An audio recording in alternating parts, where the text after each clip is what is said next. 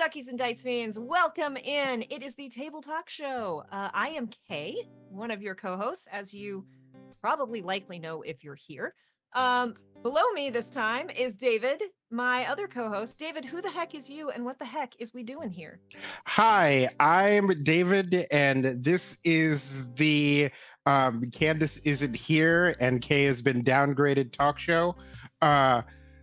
No, this is the Chaotic Wholesome Presents talk show where every week we talk about TTRPG stuff, how to be a better player, how to be a better GM, how to be a better person, all with a focus on intersectionality and inclusivity so that everybody can have a good time. First go, giving you some time off. Right? Like, wow. Yeah, like I still managed to nail it. I did not bad. You can find us here doing this every Tuesday. Normally Thursdays, we stream Baldur's Gate 3. However, we will not be streaming Baldur's Gate 3 this Thursday because I'm going to be over at, is it Nerdsmith. I'm going to be over at Nerdsmith playing the Candlestick Crimes. No, Candlestick Crimes was the other one. Good gravy. The Great Labyrinth Heist. Woo! And then hopefully we'll be playing Baldur's Gate 3 Friday. We'll see if David's up to it. Sunday, head on over to Sword and Key where you can see me playing Trophy Dark. That is going to be picking up again. And then we'll be right back here Tuesday. But enough about us. As you can see, we have quite the cast with us today, and I am so excited to chat with each and every one of them. So please welcome the crew of Roads Uncharted. Let's go around. I don't know if y'all could see on the screen, but I'm going to start with Dax because you're first up. So Dax, tell us about you. Tell us about Roads Uncharted, and then we'll go around and meet everyone. Hi, I'm Dex. I use she, her pronouns. I'm the game master and producer of Roads Uncharted. Let's see, about me. I run a Twitch channel, DexR19, where I focus a lot on charity games, running, TTRPGs and producing them for various causes throughout the year. I also do a little bit of video game streaming over there. And Roads Uncharted is the first ever longest running Genesys RPG podcast, so go check us out. That's nothing to sneeze at. Kappa. Hi, everyone. My name is Kappa. Christian is okay too. I do a lot of stuff.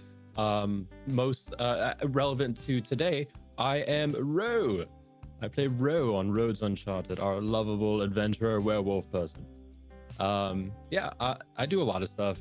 Most recently, you can find me on the One Shot Network, where we play the game Everyday Heroes. It is just the wackiest time. So if you want to see just a bunch of friends try to play a game, but really just make jokes and make fun of each other, that's a fun time.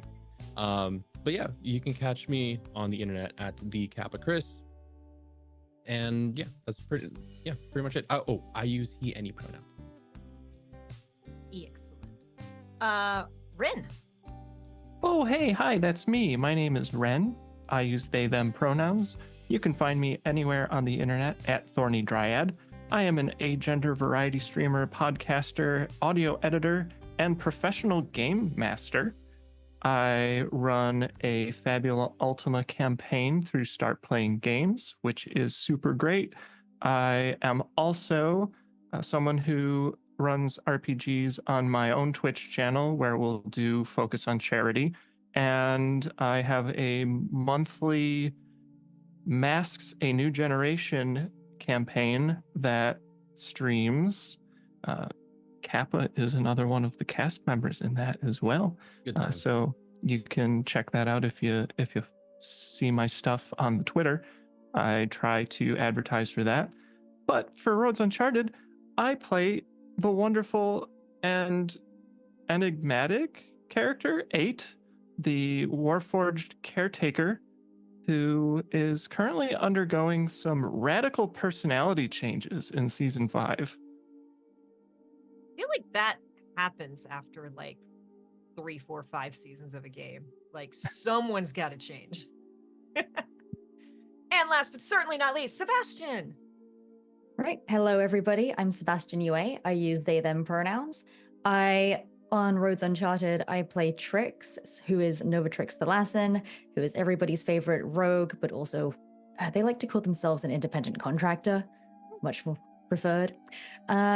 when I'm not on Roads Uncharted, I am a full-time tabletop writer and editor and game designer. I work for Canadian publisher Hit Point Press, and I also do a ton of freelance stuff. You can see my design in the upcoming Tomb Raider RPG, which is very exciting. Amazing. So yes, thank you all for being here. We are so excited. 5 seasons, nothing to sneeze at. First and longest running. So tell us, because I've played a lot of systems. I actually haven't played Genesys. It's one of the few I feel like I've just not jumped into. I feel like we hear that a lot whenever Yeah. we bring up this system. Is that's like, oh, either I've never heard of it or I've heard of it, but I've never played it.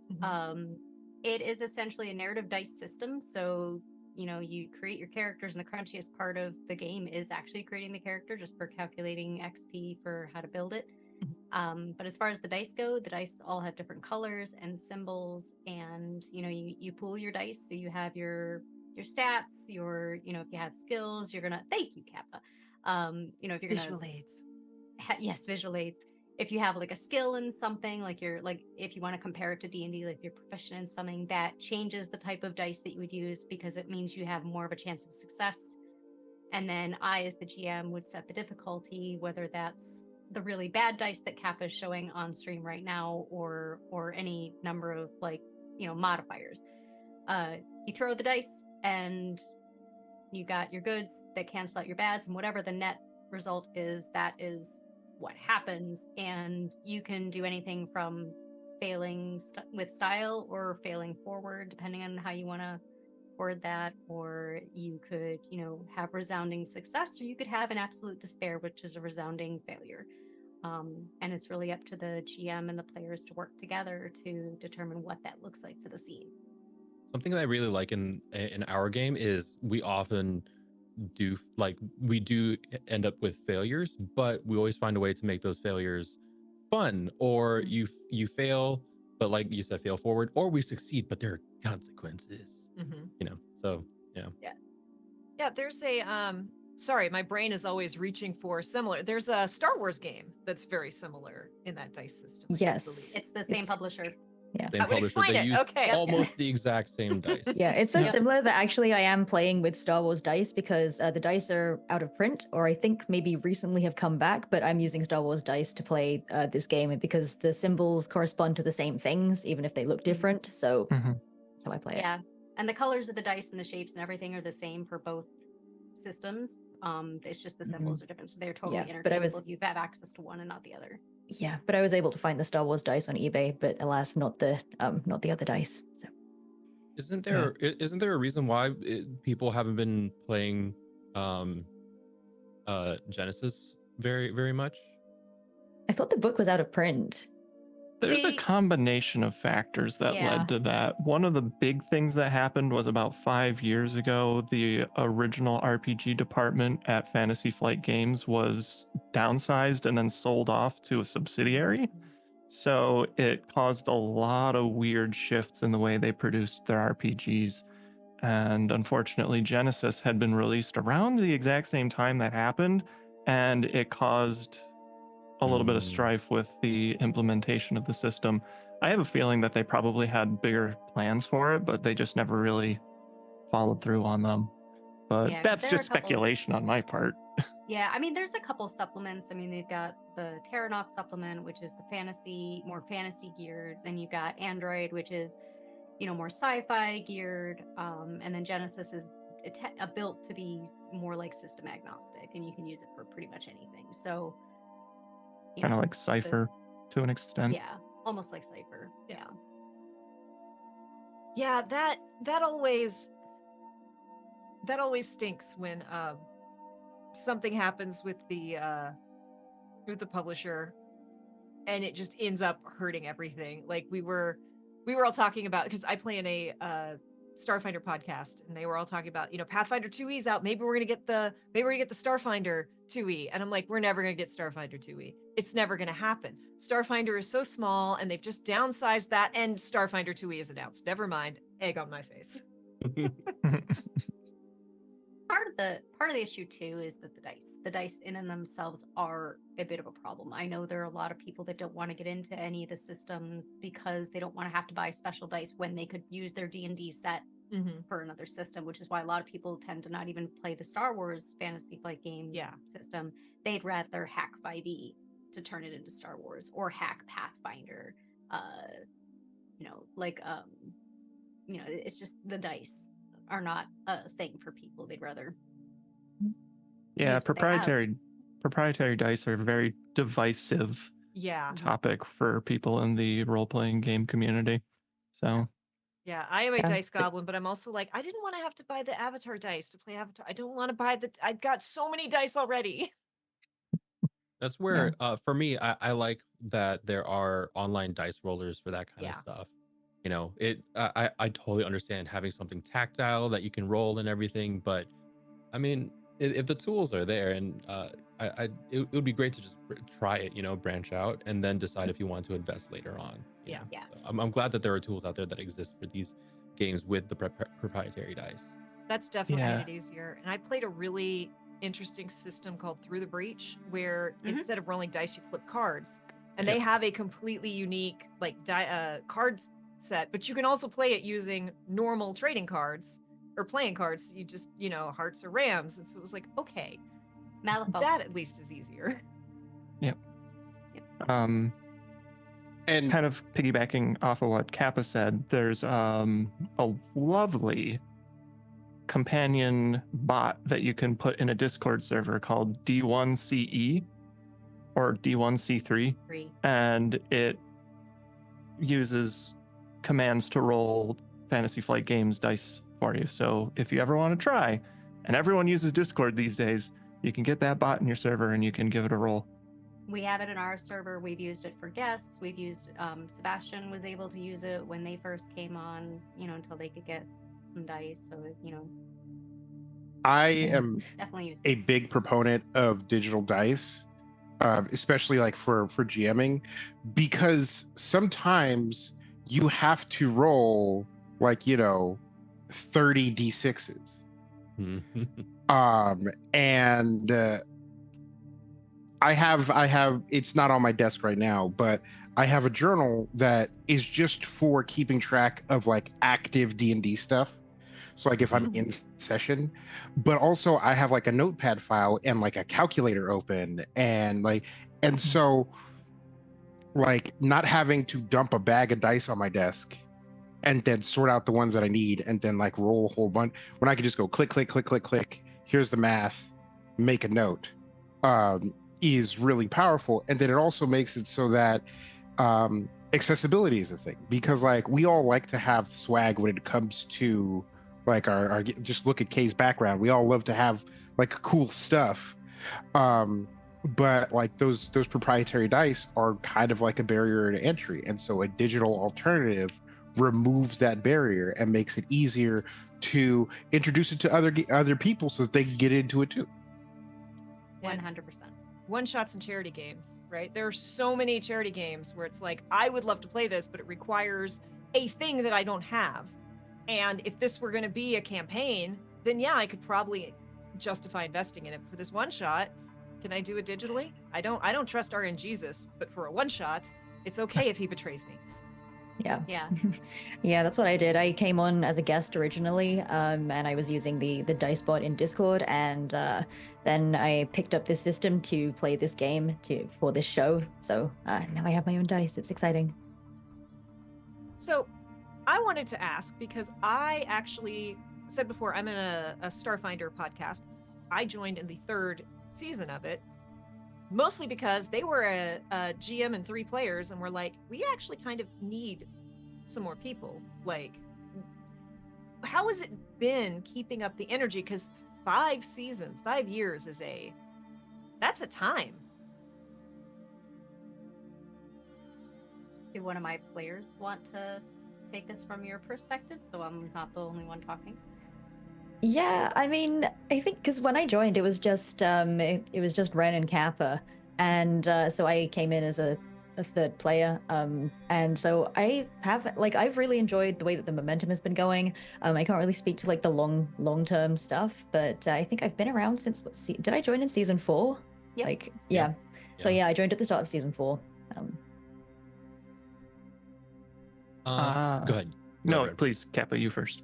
Okay. I think part of this, part of keeping the, like you said, energy and motivation up is one.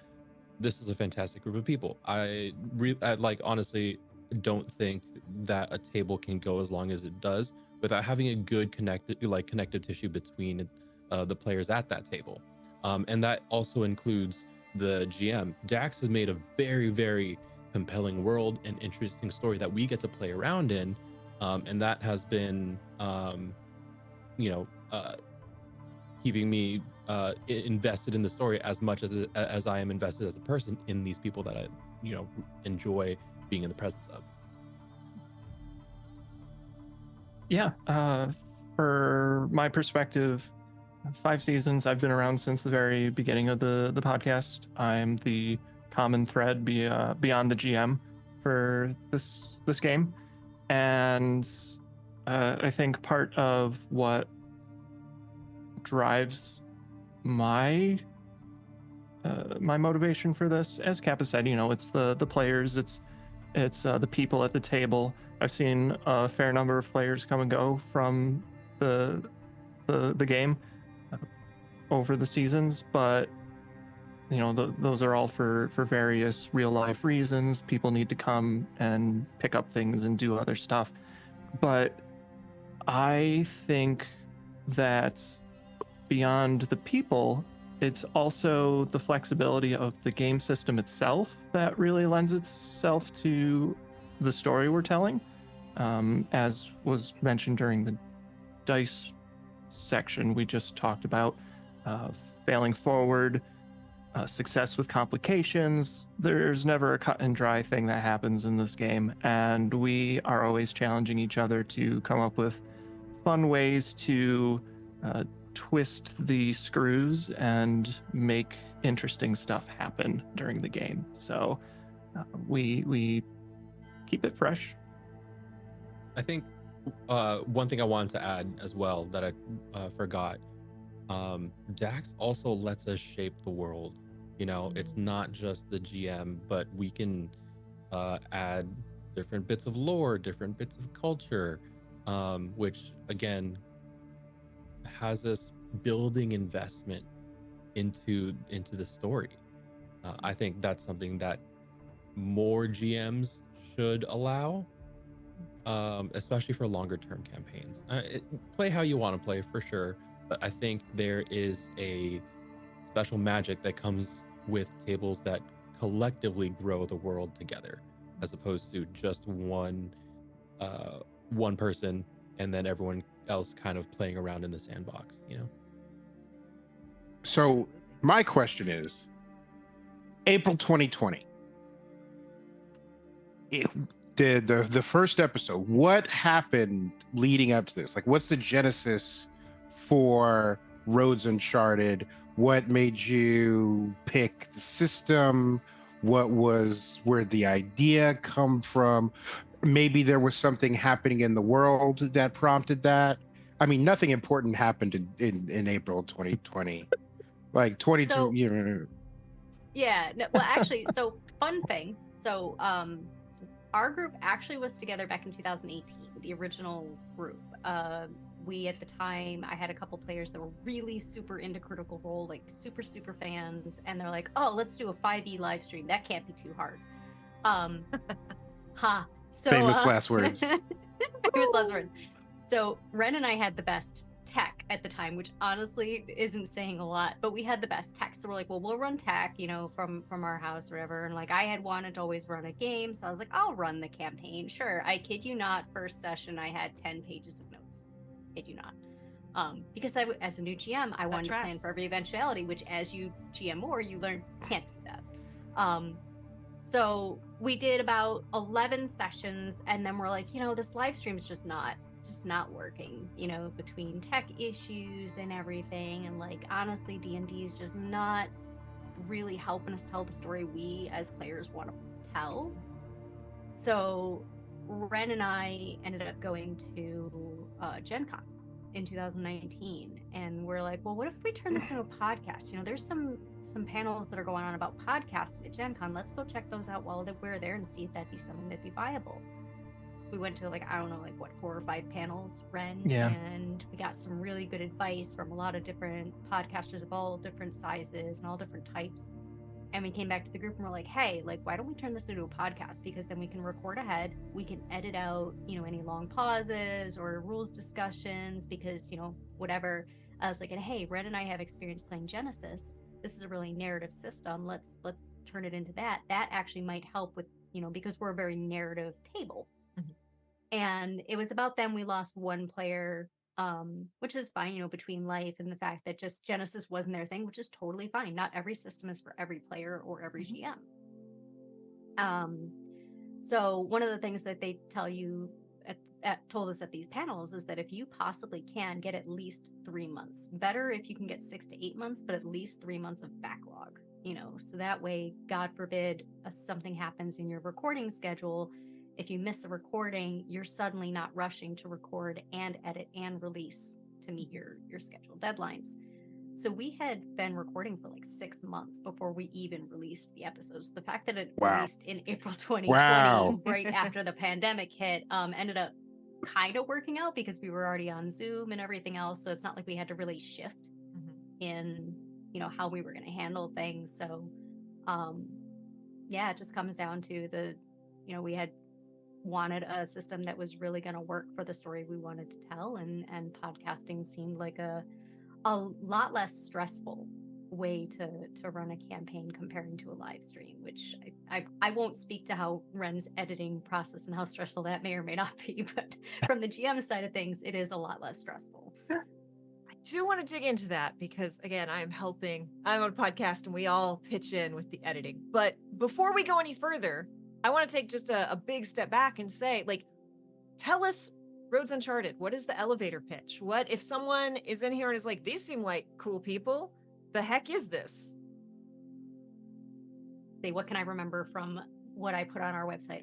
So Roads Uncharted is a story about a group of adventurers that are looking for a bunch of children that went missing mysteriously on the night of a festival. No clue as to where the kids went, what happened to them. So they're spending their time searching for that. At the same time, you got a group of cultists or just some strange random organization that is causing problems in the world. Are the two related, or are they merely just two large events with unforeseen consequences? Any of my players want to add to that elevator pitch?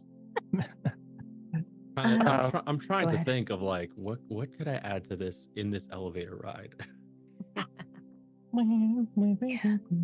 Yeah. I mean, say the elevator gets stuck and we all have time to elaborate. Sure. Yeah, I do think, like, it's a very tall building. It is. Yeah, I do think Roads Uncharted is really the perfect name for it because there's been so much emphasis on exploration. Like, we do a lot of traveling. We are frequently in new locations, and we're kind of always on the move, or we have been at least since I joined. And so there's a lot to discover, and there's a whole lot of like funky little guys to meet in every like location. Yeah. So like, honestly, if you're interested in exploration and like finding out about the world at the same time as the characters are, then this is a very good story for you.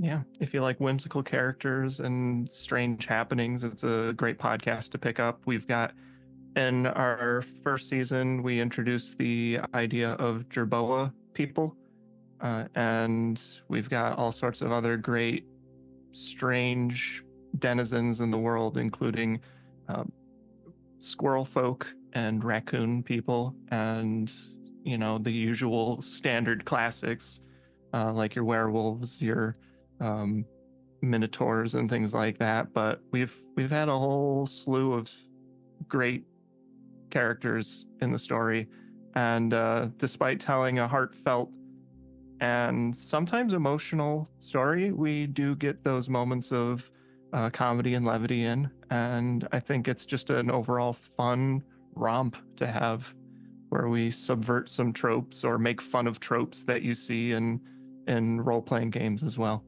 Yeah, There's that. Go ahead. There's that one string of episodes where our characters play the equivalent of Dungeons and Dragons Yes. in the world. So I that was a trip. I love those like meta holes. Yes. And I also did want to say that in the time that I've been here, we've done so many things. Like there was a whole kind of arc where we did a murder mystery. We were investigating what happened with that, and we also, we've also done like a kind of fancy ball. We've done like, we went to go make deals with a witch in a forest. You can do a lot. You can do a lot with this system. There was a pie eating contest. There was. We went and had tea. Yeah. Yep. Yeah. There were portals. Portal just shenanigans. Yep. portal shenanigans. Yeah.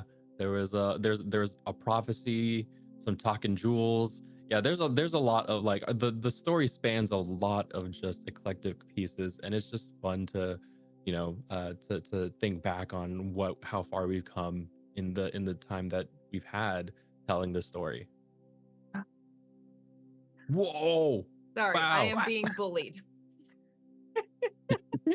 I You are told being you he would make it supervised to the appear. max, is what that Yes, is. I am now a perch. Congrats to me. Fantastic. Cat tree. Yeah. Yes. Your cat looks like he's settling in to take a nap. Like, Yeah. Oh yeah, he's gonna be here for a I while. was gonna say he does look like he's he looks Oh. eepy. he's posting up. He's posting Yeah. up. He is aggressive. This is like, look, I am so cute and so sweet, and you should stop what you're doing and give me attention and make things move so I can murder them right now. So you've told us about this world, and apparently y'all get up to a lot of hijinks. But tell us about like your characters, like the conception of them, how they get involved, what gets them going, and what sort of and what motivates them to get into trouble. I love seeing who's like, "Ugh," and who's like. I will just say real quick, because I'm not going to be involved in this piece because it's all about the players, but I love each and every one of these characters, and being able to have the chats with, and this includes the guests too, having chats with these people before they make their characters. I just sit there and go, yes. Can I say, I think that is, we talked before about what makes someone a good interviewer, a good host for a thing, and you have to care. If you don't care, then and the same is true for a GM. If you as a GM are not the biggest fan of your players, your table's not going to be that fun. Absolutely. That's how it is. So that is so exciting to hear. Who's going first? This is tricky. We could go in chronological order or reverse chronological order. I don't know. What makes sense? I like chronological order. Like who's first? Oh gosh, that would be Ren. me. Yeah, let's go. All right, so yeah, as I mentioned, I'm the longest running player, the longest existing character in this game. I play an automaton caretaker named 8. And when we originally made the game, as was mentioned, it was a D&D podcast, or it was a D&D live stream, and I wanted to play a Warforged. So I made a Warforged cleric at the time. And the whole idea I had for this character was 8 is just a good soul. 8 is a character that lived and breathed for the sole purpose of taking care of their creator. They were a homemaker, they were a scholar and tutor, they were an errand runner, they were tasked with growing things in the garden and cooking and cleaning and all that stuff.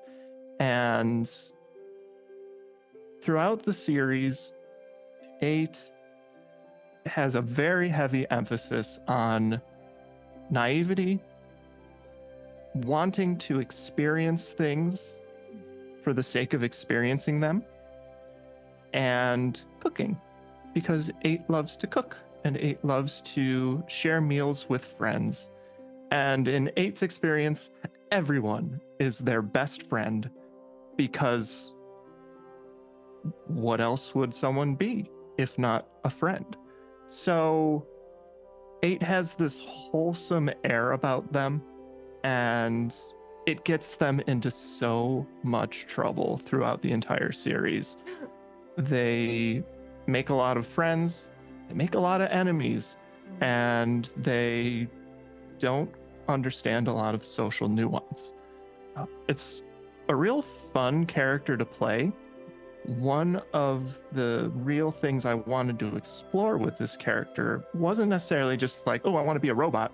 It was, I want to play a character that explores the blur between humanity and what makes someone human, what makes someone a person. There is lore in the setting about how Warforged automatons were originally created to be weapons, and my character exists in this state where, depending on who they run into, they might have a completely different interaction with them if they perceive them as a weapon of war, as opposed to, hey, this is just someone who wants to be friends with me. This is someone who wants to buy things from me. This is someone who wants to offer their services as a babysitter, or that's right. In the second season, we had a babysitting arc where 8 and one of the other characters babysits for a few episodes. Goodness. It's been a ride, and I mentioned that 8 has been experiencing a very large personality shift in season 5. Story-wise, and I guess I can say spoilers for anyone who's watching, 8 has more than one soul inside of them. So it has manifested in the development and the display of a different personality in season 5. So for those of you who start listening, you can see a completely different type of character being portrayed from this character. So, And I'm sure that's not traumatic for anyone else in the group. Perfect timing, Kappa. Oh my god. Okay. Yeah, so like I said earlier, I play Ro, and Ro joined, was it the beginning of season 2? Mm-hmm. Yeah, so Yep. Ro joined at the beginning of season 2. And I wanted to play or explore themes of I want to explore the theme of someone going out into the world for the first time, finding out different, finding out different things, that like different cultures, different ideologies and stuff. Because in Ro's backstory, his werewolf heritage meant that there was a lot of violence, there was a lot of competition, and in the world, we've split up the world into 2 separate major continents. One is more focused on technology, and the other one is more focused on magic. So Ro comes from the continent that is more focused on technology, and season 2, we see Ro travel across this giant ocean to try and find other cultures, other ways of life that work, that he could possibly bring back home. If he goes back home, we don't know yet. And he runs into 8, and at the time, Arthas. And in the outset, I played Ro to be sort of a foil to 8, where 8 is a little bit socially inept. Ro has had to hide his werewolf heritage a little, yeah. Has had to hide his werewolf heritage for so long, so he knows and understands social cues, how people talk, and how people reveal little or a lot through what they say, and more importantly, what they don't say. And so a lot of that initial first season was Ro sort of being as a guide to 8 on it to explore various social situations, exploring things like friends, exploring things like the concept of jokes, to someone who doesn't understand, and versus someone that understands a lot of what the difference between a joke and a lie.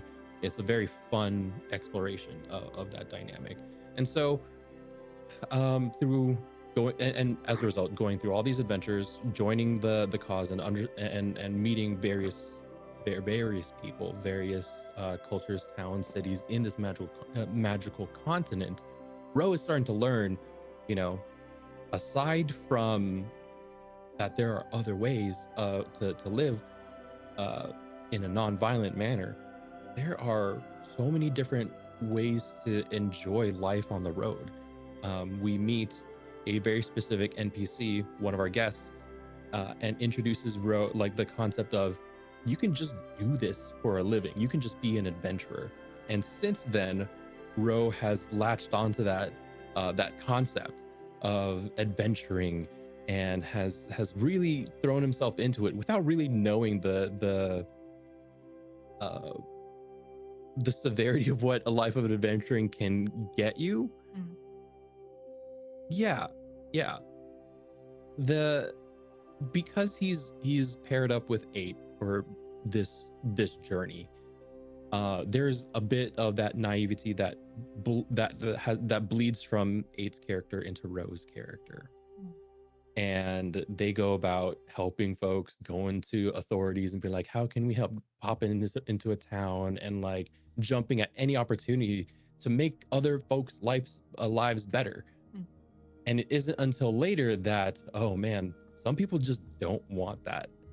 Some people just don't want everyone else's life to be better. And so that's a lesson that Ro has been struggling with for the past, I think, like season or so. Yeah. But overall, I think Ro has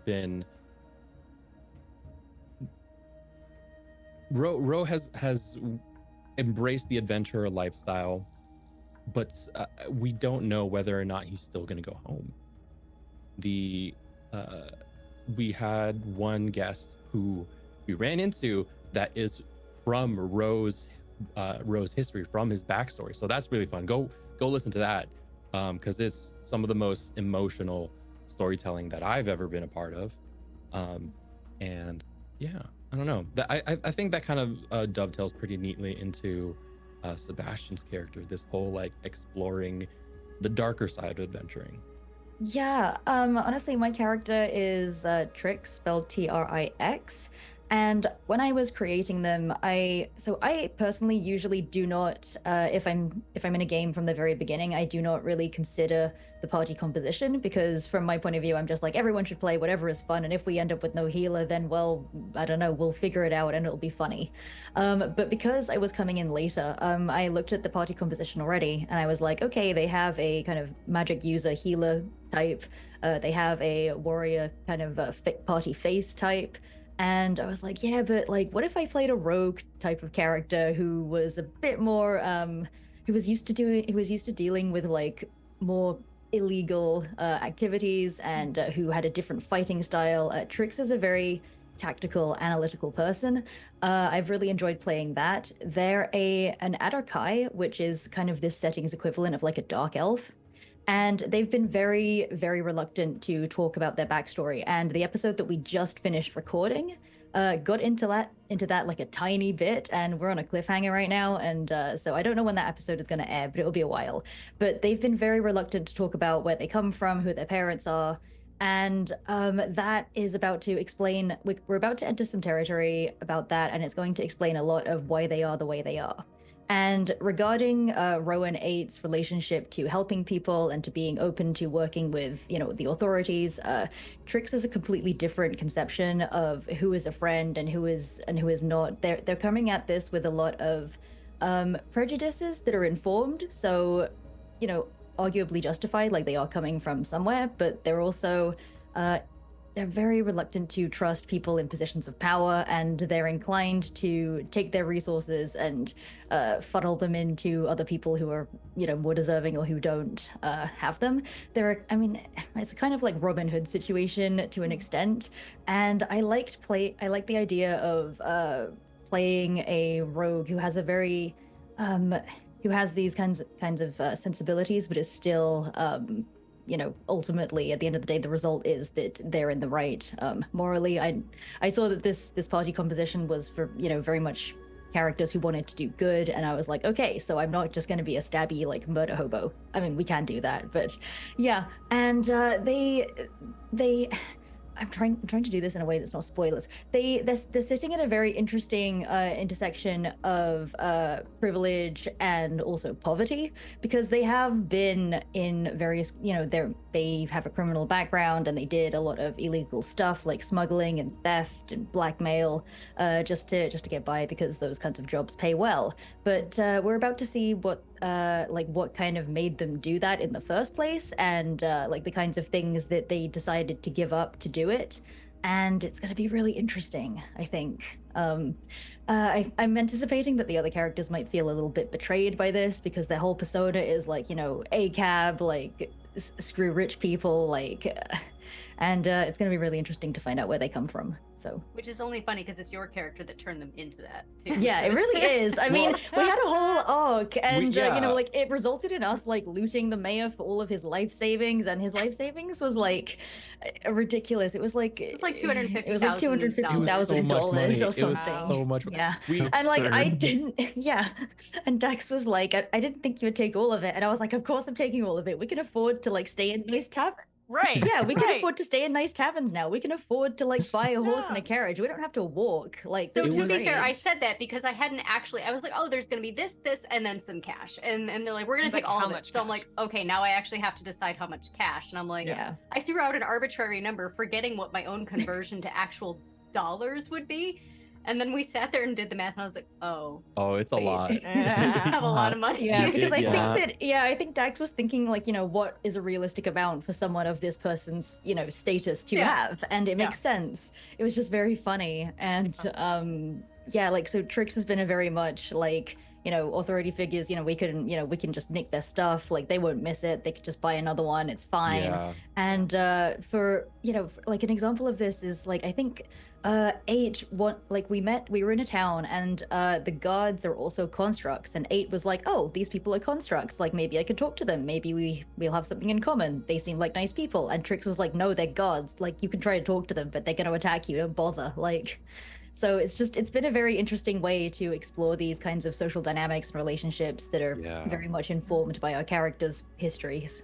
Yeah, my favorite bit was 8 in a row have been helping out villages and talking to mayors, and then they're suddenly in this new continent, meet Trix, and Trix is like, rich people suck, don't trust them. And then one episode later, it's rich people do suck. Yeah, that 11 episode art. That's the tagline for it.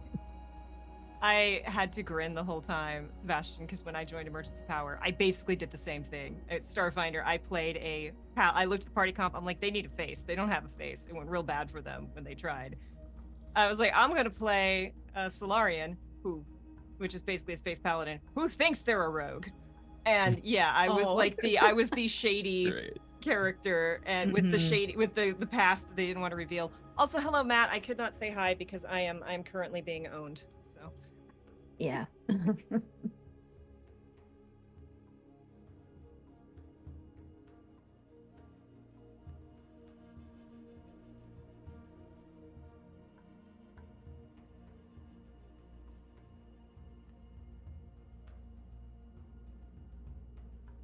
I'm an accountant, so I can't use that excuse. I refused.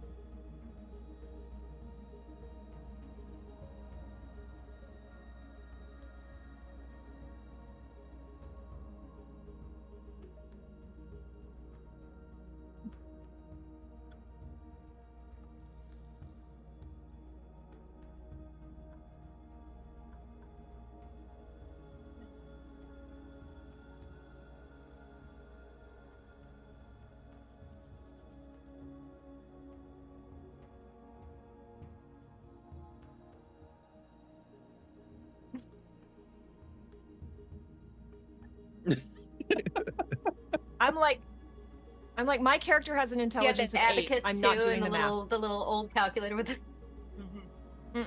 I'm like, no.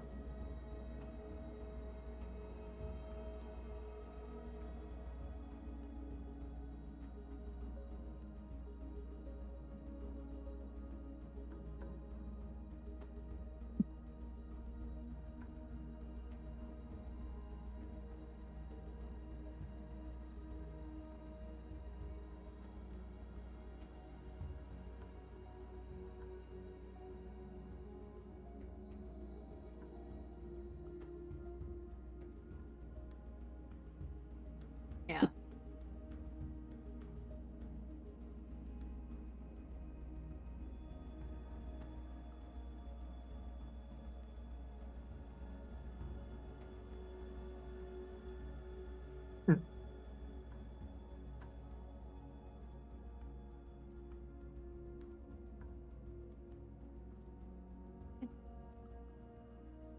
That's amazing.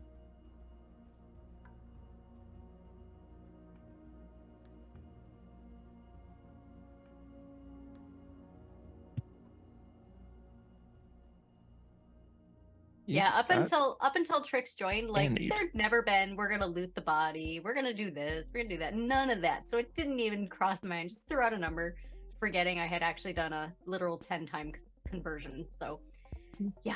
we Kato bad. just walked into the story about Kato. Well, I mean, the upside to that is that we haven't really been looting since then because we haven't needed to. Like, so Right. my rogue isn't really in it to get rich for the sake of getting rich. I mean, they were just in it to see like what was in the safe. Yep. And it turns out that this is more than enough to live a very comfortable life. And so since then, we've been staying at nice taverns with like soft beds. It's been really good.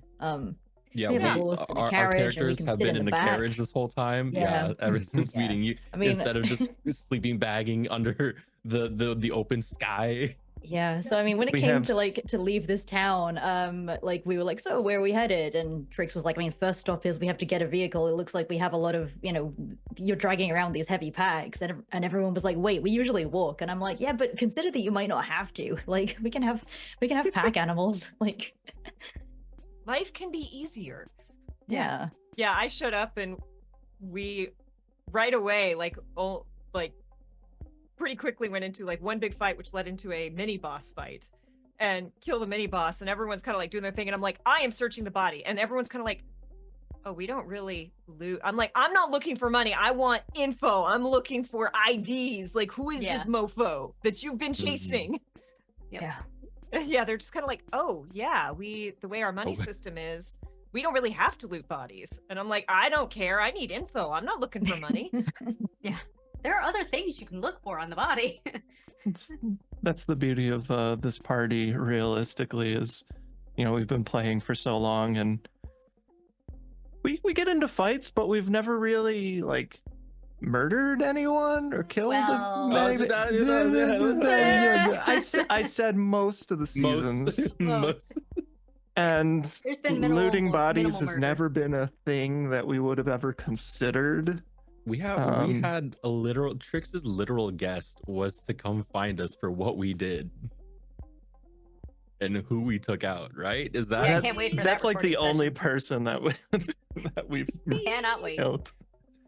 That's the thing, is when GMs make your actions come back to haunt you, you Mhm. think Yeah. you think twice about becoming a murder hobo. Like, that's a good GM. When the GM's like, mean- look, I'm not gonna TPK you, but you're gonna have consequences that you're Yeah. not gonna enjoy. Yeah. Like, you I as the player mean- might, your character won't. Yep. Oh yeah. Oh yeah. No, Yeah. it's just because like in this particular instance, like we were very much forced into it, and so like the consequence is that like everyone knows that we're like everyone's looking for us, and there are certain towns that we just can't visit because we'll just get arrested on sight, and so we've had to change our course of direction, like in terms of travel, to avoid that. Oh yeah. Yeah. Mhm.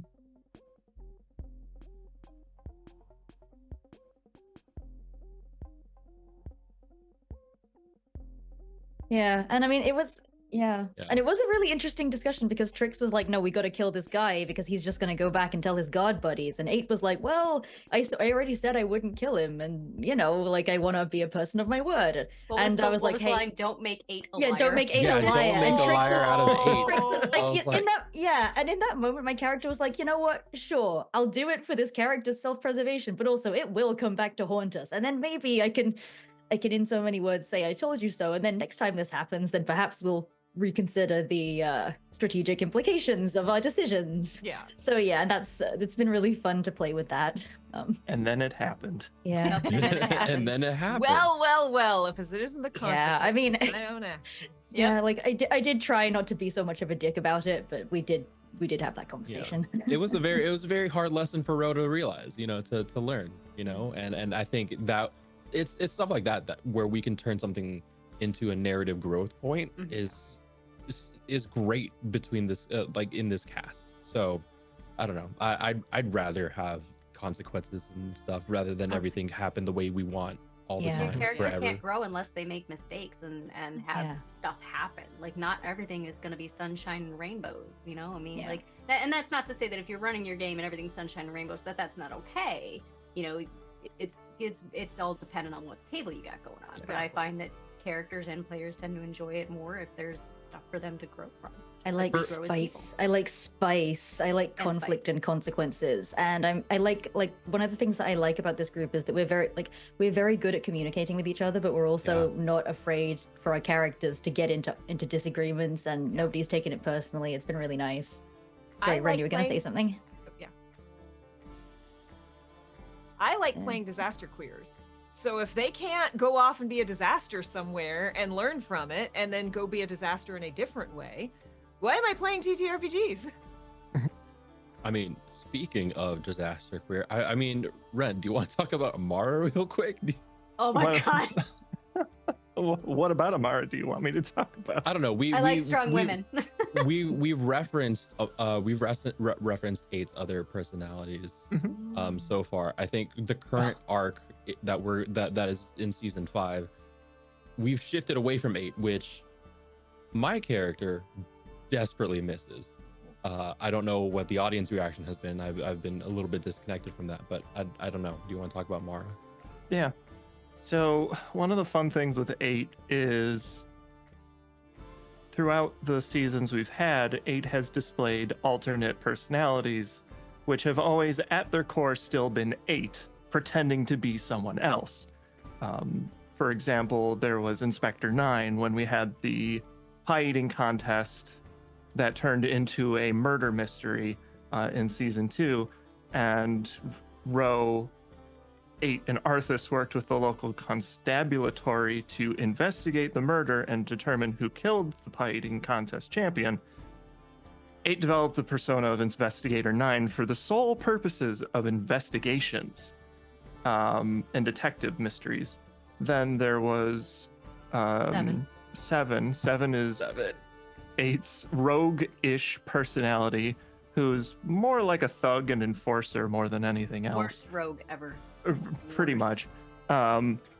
And there were plans I had for all these other personas that 8 might adopt forget Zero. given specific situations, like Zero, when we had our meta game where our characters played Danger and Daring. 8 adopted the persona of Zero, which is 8's imagination capable version of themselves. And Amara is a little bit different than those, because Amara is Not a number.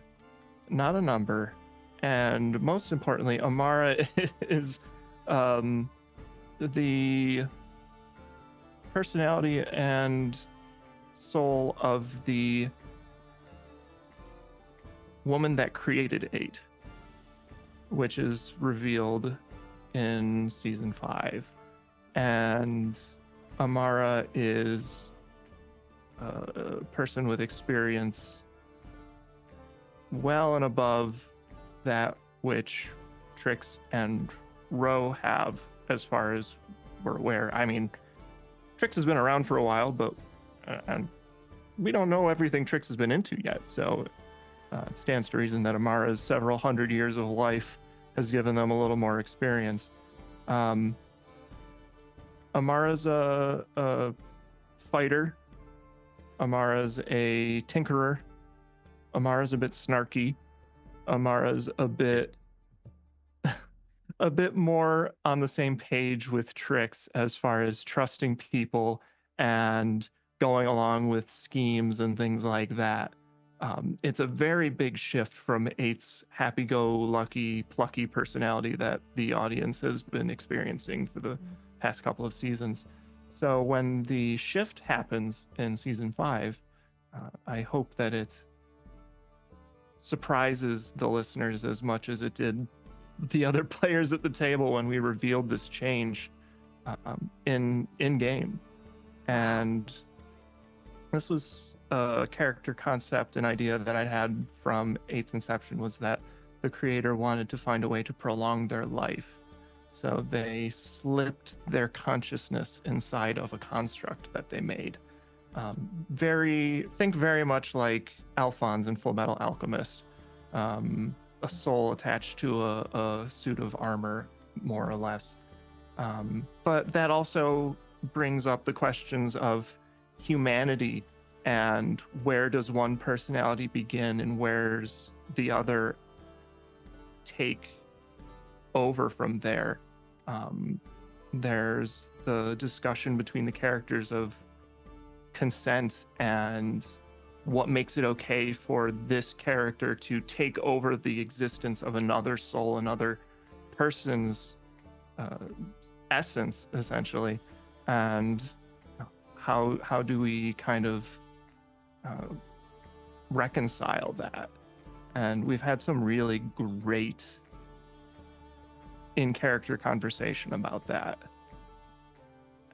So I think we've had some great exploration about the intricacies of this development in game. So, and I don't know if any of the other players want to speak to that or what their thoughts and experience were about. Oh, everything okay?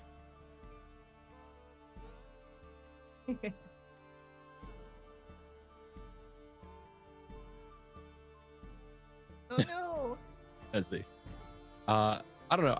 This whole Amara arc has honestly been a very interesting conversation that we've been having across multiple episodes. I don't know. It's fascinating to me, and I love what we've been doing with it. So, I don't know. Yeah, those are my thoughts on it. Honestly, I've been really enjoying it as well, because Trix does very much consider 8 to be a friend, and but they're also like as I said, like they're very analytical and very tactical, and so like their first question were, like in their mind when the change happened was, okay, so what does this mean for like the goals that we have, and what does this mean for like how is this going to change our plans? Because they kind of instantly accepted that this change had happened and was like, well, I mean, I don't know anything about this problem. It will, like, we can try a few things to maybe get 8 to come back, but if not, then we have to get used to this new character who we are now traveling with. And whereas Ro found that very difficult to accept, and there was a whole scene. They worked out a few feelings. We're getting there, and. So Trix does would not be unhappy for 8 to return, but also is not unhappy with Amara either. They're very much capable of going with the flow and seeing how events unfold, and it's been interesting about that too. Yeah, that exploration of humanity and soul and what makes someone truly like human, not just sentient, but human, is such a fun thing to explore with androids, robots, all of that. I'm famously was not super into sci-fi as a youth, but am getting more into it now because it's becoming less of like, oh no, straight white men are afraid that people with female voices are going to take over and they're not sexy. And now that it's becoming less male gazy, I'm like, oh no, there's some really fun stuff to play with in here. And yeah, that's very fun. The really important question is, do you have a 6 persona, and is 6 afraid of 7? That is a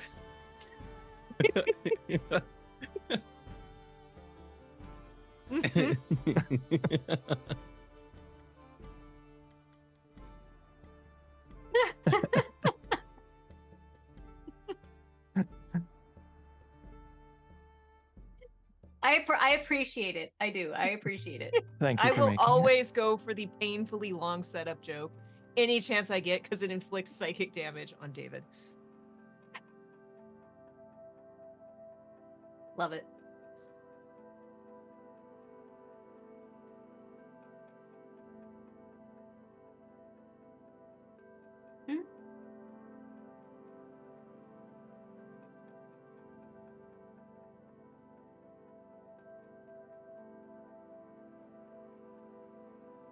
Yeah. So the way I like to approach guests is because is done in a way that, so like if I were to guest somewhere, I would want to create my own character.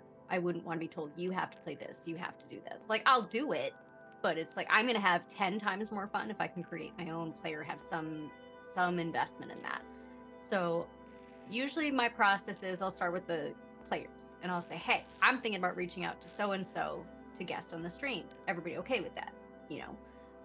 Once Very players say, important yeah, that step. person, Don't skip Yeah. that step, GMs. exactly, 100%. You want to make sure that your current cast is going to be comfortable, whether it's a stream, off stream, podcast, whatever it is. You want to make sure they're comfortable with who you're bringing into the table. So once they give the okay, I'll reach out to this person and be like, hey, you know, I'd love to have you guest on the show. This is when we record. Is that doable for you? And then once they agree, you know, we sit down, we talk, okay, well, what kind of character do you want to bring into the story? You know, this is where the party is at right now. This is the party makeup. What do you want to bring in? And I've had people that are like, oh, you know, I want to be the GM tool, which is great, but I always have the hardest time with them. But I'll work with them. But, you know, so we've had anybody from Teldas who wanted to guest as a scholar, like think very much goofy Teddy Roosevelt type explorer type scholar, right? Who's armed with lore for 8.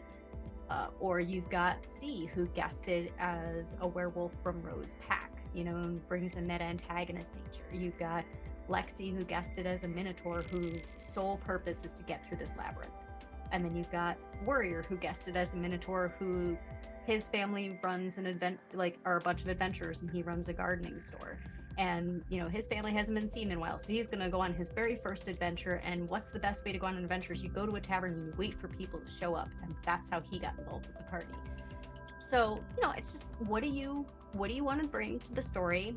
How long are you available for? You know, because sometimes they can only join us for one session, which is a couple episodes, or they can join us for 2 or 3 sessions. And, you know, we can spread that out a little bit. It's, you know, it depends on what they want to do. And then, you know, we'll have a separate meeting where, okay, we're going to walk through creating your character, and then we just bring them on and get the scheduling, which is the hardest part of any RPG, you know. Oh, God. It is a CR20, CR30, I think. Yeah. That has killed more parties than any big bad. 100%. Yeah. So.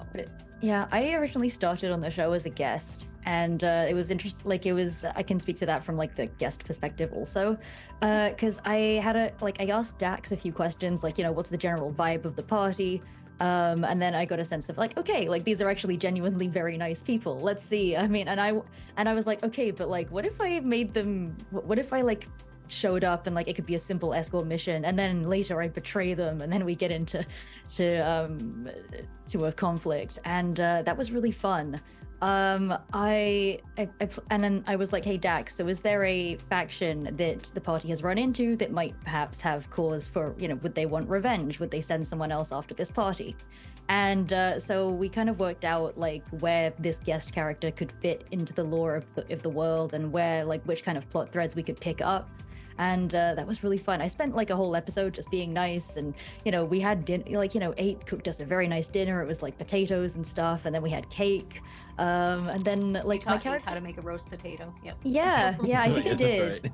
Yeah, so like, Aw. you know, I think that like very much the party considered me to be a friend, and then later I was like, oh no, like actually I'm here because I'm mad because, you know, you killed my cousin, or yeah, ignoring the fact that my cousin was a terrible person, but you know. Yeah. Yeah. What? Yeah, sometimes. but like no, it was really fun, and so that was a couple of episodes, and then my character got into a fight that he couldn't win, and then kind of fled off into the forest, and it was fine. Like you do. Mhm. And I also wanted to pick out like my GM for my Starfinder game. So okay, I am that person. I am the problem. My character backstories are ridiculously long. Mostly because that's how I get. It's never been 30. It's never been quite that bad. With the big. I had a game that said we need art references, right? Tell us what they look like and give us references. I can't help it. Yes, I am the problem. That is a quote from me, Matt. But that's how I get to know the character, right? And it's less about like, no, they've done all this stuff, but it's more like, okay, here's me getting to know the character. Here's plot threads. Like, I want to come in with several daggers in my back so the GM can just wiggle them. And I never, like, I give this information with the TLDR section as well. Like, here's this to the GM, be like, you don't have to read it, but if you want stuff, here's this, because it's here. It's in my head. I want you to at least be aware it's there. You don't have to use it. And like a full season later, at the end of season 3, my GM surprised me with a character from deep, deep, deep in my backstory and just like flipped the tables on me. You were talking about, everyone kind of builds the world together. And those moments are like, it's really cool when you're like, oh, this is a moment for me, right? This is a moment for my character. It's another thing when it's like, oh my God, I almost forgot I wrote that. That's all the way. Like that really is a great way to draw your characters back in. So yeah, talk about building the world together and adding to the world, and how sneaksy do you get? Clearly pretty sneaksy with guests. Guests tend to be a little bit more building up. We do have an upcoming guest that I will keep quiet for now just because we haven't even recorded yet. But it is somebody that all the players have worked with before in some capacity, so they are familiar with them as a person and as a player. And their whole angle is they're going to be somebody from Trix's backstory. I think Kappa was the one that mentioned it. Their whole thing is the party already knows above table that this player is being sent to come deal with the party for things that they've done. So, there's that whole level of consent there. But as far as building the world outside of the guests, one of the best examples, honestly, is I have Rhode Island in my world, spelled RHOAD, because 8 likes to summon a companion Rhode Island Red chicken, who we have named 8 Junior.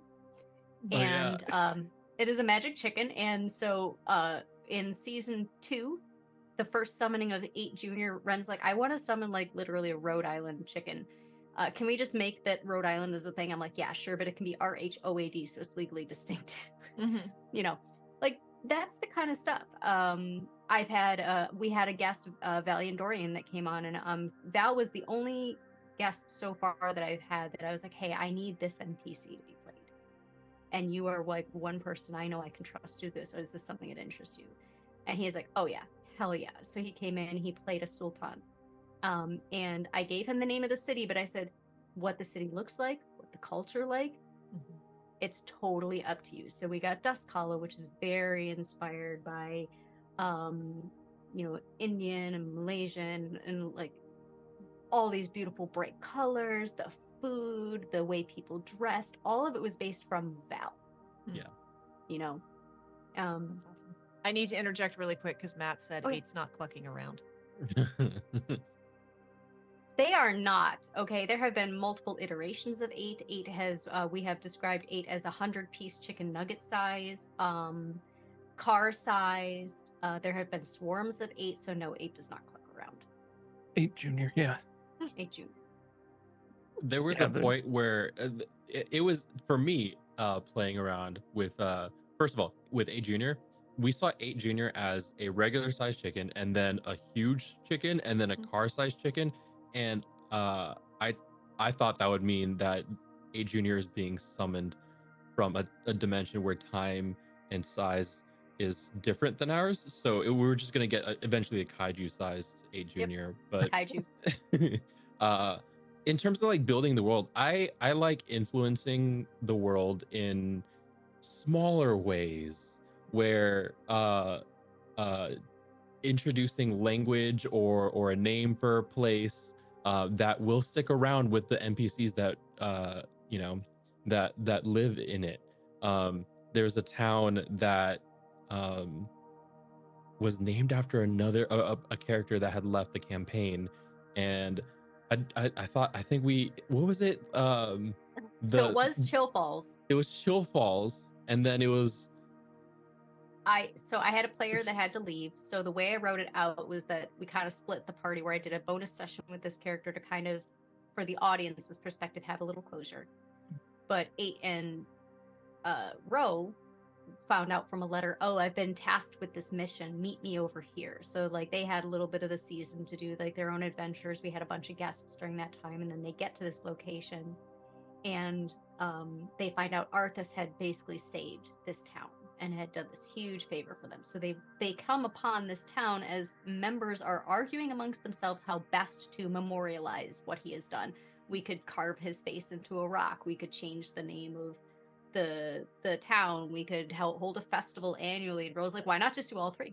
yeah. Yes. Yeah, small things like that. Different landmarks. I've lovingly given different names. Oh my god. Wait. Did he die in the process of doing this great thing? Like, No, is he... no. Okay, no. okay. I was gonna say, like, is he okay? Arthas Like... is out adventuring, Arthas is- doing God Okay. knows what. Kicking around doing giant stuff. Yep. Sebastian Spear. I mean, I'm fine either way, but I was like, wait, where's the guy?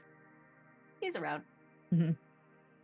He's on an adventure. But yeah, like adding things to my backstory, to Ro's backstory, or offering suggestions of, you know, various types of cuisine and trade and where they come from are ways that I think we've influenced the story in the world. Yeah, I don't know. It nothing. Oh man, I really wish I had a specific thing other than the devil's butthole. I was gonna say that's the first one that comes to mind when I think of your contributions. I gave the party a sulfur pit, right? Because I've gone to New Zealand, I've seen the sulfur pits and stuff that they've got down there, and they're beautiful. Like, and only a few of them really smell bad because it's sulfur.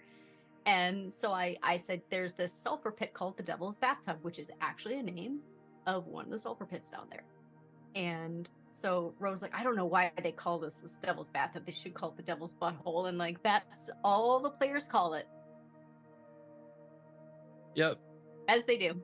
I'm waiting until we hit an NPC that references that location, and just seeing how they reference it. Because think about it. Ro is a werewolf with a heightened sense of smell. It's going to affect him in a way that is deeper than anyone else in the party. Yeah, but if this NPC shows up and calls it the Devil's Butthole, will Ro be like, oh yes, my impact? Like, no, that's purely for me. Kappa, hi, hello. That's purely for me. Yeah. Rose is gonna be like, oh yeah, that place. Hilarious. Yeah, I definitely. We always, because Starfinder, we're out in space, we're always wanting to rename the ships. Yep. And my GM has had to veto. And like it's become a character quirk of like, my character's like, I hate the name of the ship, you should name it. And GM's like, that cannot go in the podcast. That cannot go in the final. I gotta tell you, David, I've got a great one I'm gonna break Adam with, and he's not gonna let it in the episode.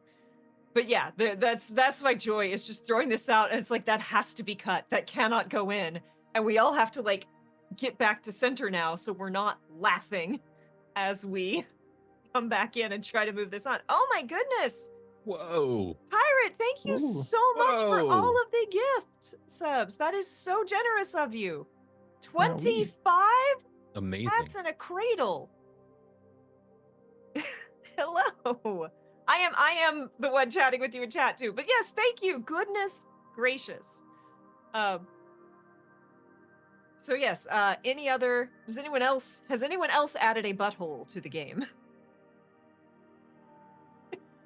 No,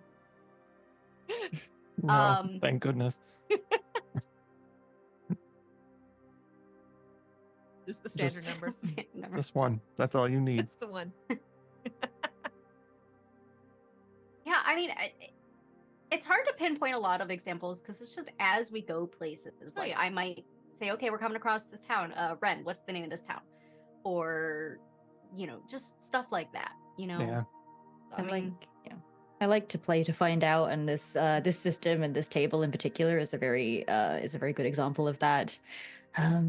Yeah, and there are certain details in my backstory that like even I haven't necessarily thought out, and so like when this guest comes along, it's going to be a very much play to find out situation too. Yeah.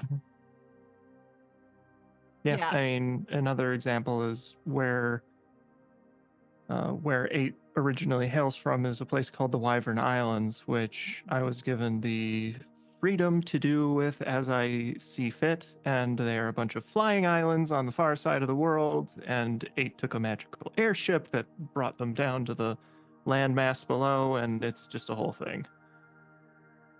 8 Yeah. hates flying.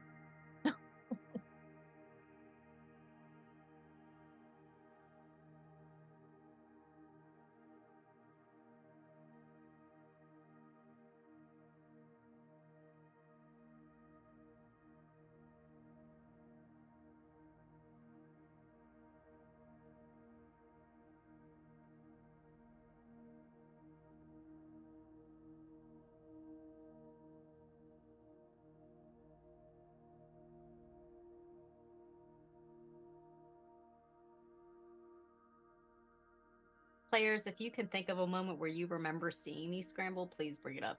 All right, I've got 4.5 seasons to go through. Give me just a second. Apparently, all what? you have to do is ask who added a butthole to the game.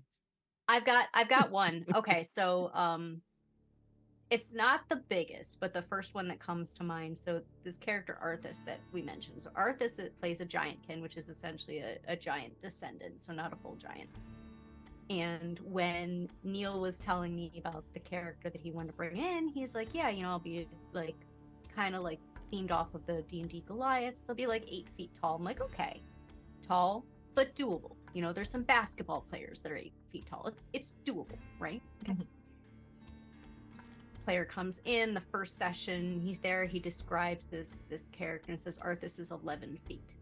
And I was like, well, now I really have to rethink things. So like that was probably one of the bigger moments where now I'm sitting there going, okay, great. We have to change this, and this. I feel like there's been something recently though that the 3 of you have thrown at me, and I'm drawing a blank. I mean, there was the money, but that was my own doing.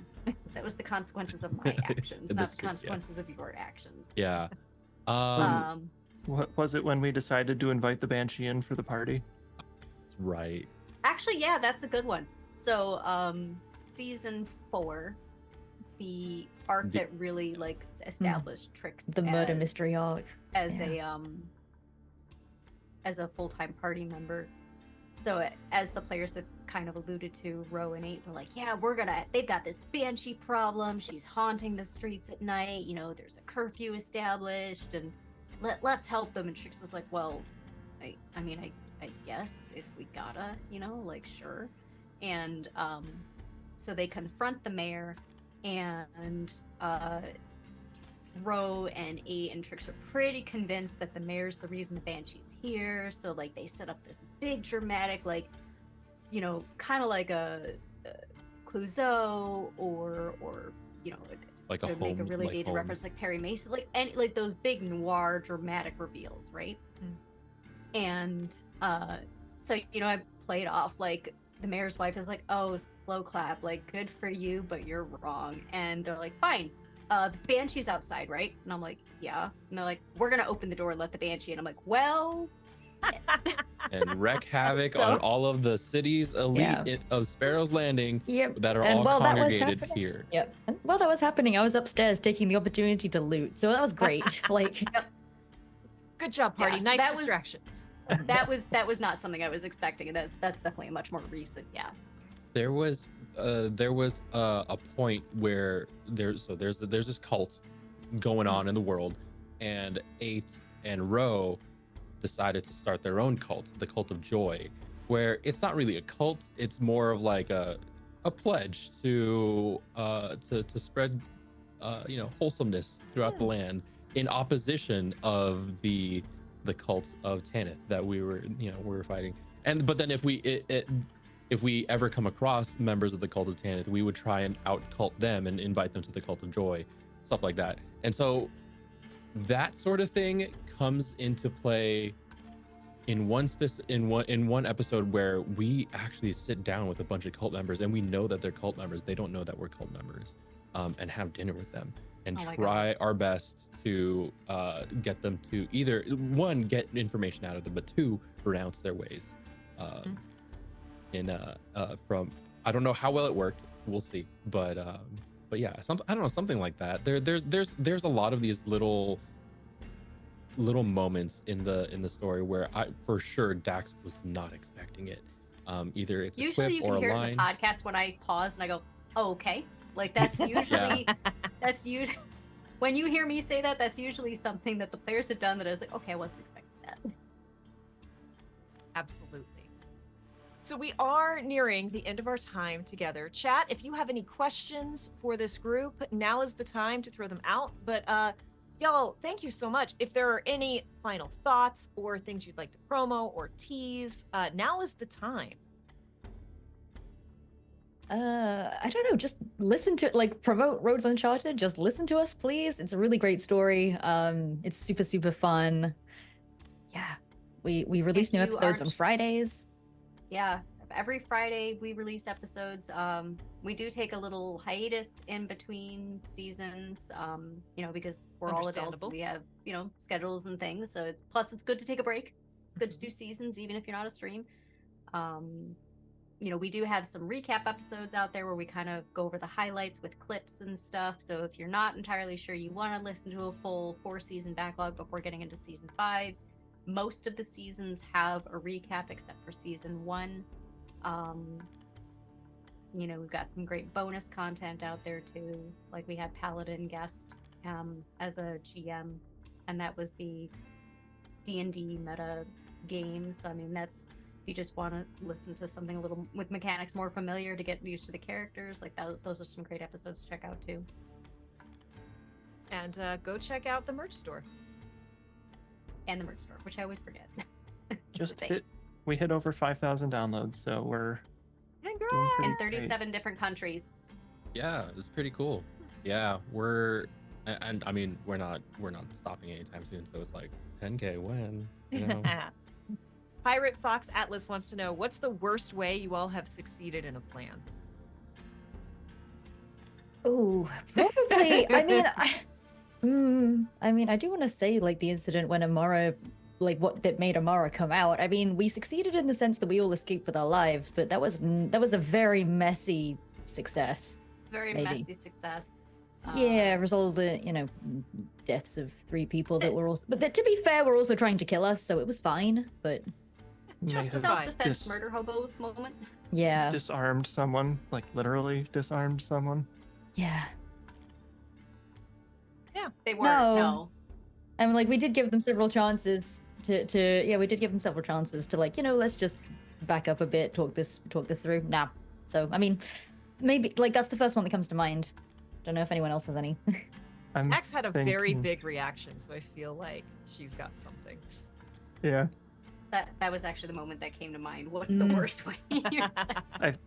Another one I'm thinking of is when we were doing the guest spot with Black Girl Mage, and we got to that room with the smoke and the oh my god, mysterious shadowy figure that was guarding the exit, and Ro was like, "I've got this," and he just tries to talk to this shadowy figure with like a huge honking sword, who looks like they're ready to murder everyone. This puzzle, you have a figure that will mirror whatever the party does. If the party doesn't attack this figure, they don't attack the party. But and that's what I set up, and every single person was like, just walk by it, and then Ro's like, I'm gonna talk to this person. Yeah. So like we all proceeded to ignore this obviously hostile looking figure, and it wound up being the correct choice. And we were just like, well, okay, that was easy, and we just left. But it was bad because I think Wren, 8 the smoke was making you lose some ability, so you like flopped down the stairs. You didn't even walk down the like stairs. fell to down the leave. stairs. You know, Rose trying to talk to this person. Poor Lexi's just trying to roll your body out of the way. It was pretty messy. Not horrifically messy, but it was messy. We're a messy group. The fun kind of messy. We're goofy messy though. Yeah. Well, all right. Yes, very well done. Thank you, Pirate. Thank you again for all of these subs. That's so kind of you. Thank you all for joining us. Thank you for your questions and for hanging out in chat. This group, Roads Uncharted, thank you for taking the time to come and chat with us and telling us about your adventures. It has been a delight. Check out Roads Uncharted, 5 seasons, plus recaps if you want to try and hop in sooner. I think we might go raid Cypher of Tyr. Because she's playing Baldur's Gate 3. And, you know, that's a good time. We do. Yeah, We love I bouldering love the Baldur's game. Gate also. Yeah, thank you very much for having us and Thank you know, you. Yeah. spending the time with us. Appreciate Thank it. you so much. Again, Absolutely. tell everyone where to find you. New episodes on Fridays. We are hosted on simplecast.com, or you can find us wherever podcasts are found. Just look up Roads Uncharted. Longest running, first ever Genesys RPG actual play podcast. Pretty easy to find. And leave a star or a heart or a comment, because that really helps whenever Yes, you it listen does. to a podcast. It really does. Yes. Does everyone want to go around really quick and again just kind of say where to find you so that you can promote your stuff as well? Sure. I went first, so Go in Yep. reverse order. Go. So Sebastian. Okay, yeah, so I'm Sebastian Yūe, they, them pronouns. You can find me on Twitter and Blue Sky at Sebastian Yūe, so SEBASTIANYUE, all one word. And my tabletop writer, designer, editor portfolio is sebastianyue.ca because I'm based in Canada. Thank you very much. Wren.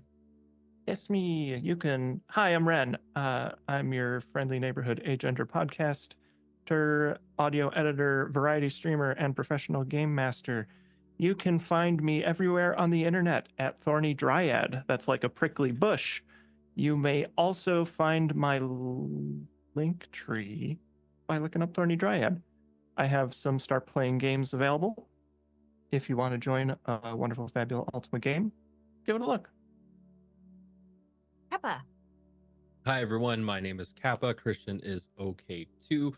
I am a performer, producer, and now writer in the TTRPG space. I'm in a bunch of stuff. Roads Uncharted, U-Force, Inheritance on Wren's channel. Most recently, you could find me on the One Shot Podcast Network. We played most recently played Everyday Heroes. It's just a fun, wacky time with a bunch of friends trying to tell a story as incoherent as it is. And if you want to keep up with the stuff that I write, Undying Corruption, released by Nine Heavens Press, I wrote for them, and I believe the online PDFs are currently out. And then I wrote an adventure for the Tales from Sina Una, which should be coming out to physical release later this year. I'm not sure when, but I'm really excited about that one. Please go check that out. Soon. I'm an editor on that, actually, so soon. Soon. And Dax. hi, I'm Dax. I use she, her pronouns. You can find me on Twitter at GM_Dax and Blue Sky at GMDax because, you know, God forbid I have the same username in 2 different places. I run charity events, TTRPG events on my Twitch channel, DexR19, so you can go check me out there. And I also occasionally play video games. But I'm the GM and the producer of Roads Uncharted. Other than those things, I don't really do a whole heck of a lot in the RPG space, unlike my wonderful players, so and our hosts. So, you know, Sounds go like check, you do go plenty. check them out. Yeah, I do Sounds like you plenty. do I do plenty. David, who the heck is you, and what the heck is we doing here?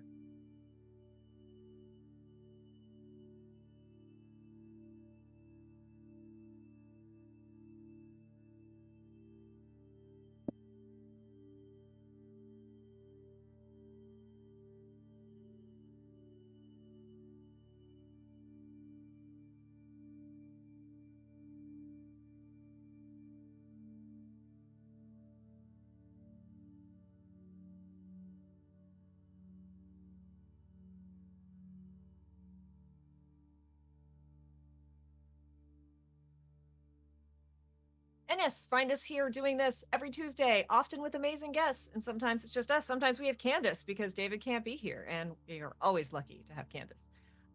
Thursday, find me over at Nerdsmith, where we're doing Grand Labyrinth Heist, which is like a Victorian steampunk, and we're the baddies, except we're not really the baddies because it's kind of a Robin Hood thing. We're the oppressed class. So, we got to stick it to the rich people. And Sunday, find me over at Sword and Key playing Trophy Dark. Hopefully Friday right here playing Baldur's Gate. Thank you all. You are wonderful. Be kind to yourself. Be excellent to others. And we will see you next time. Bye, y'all.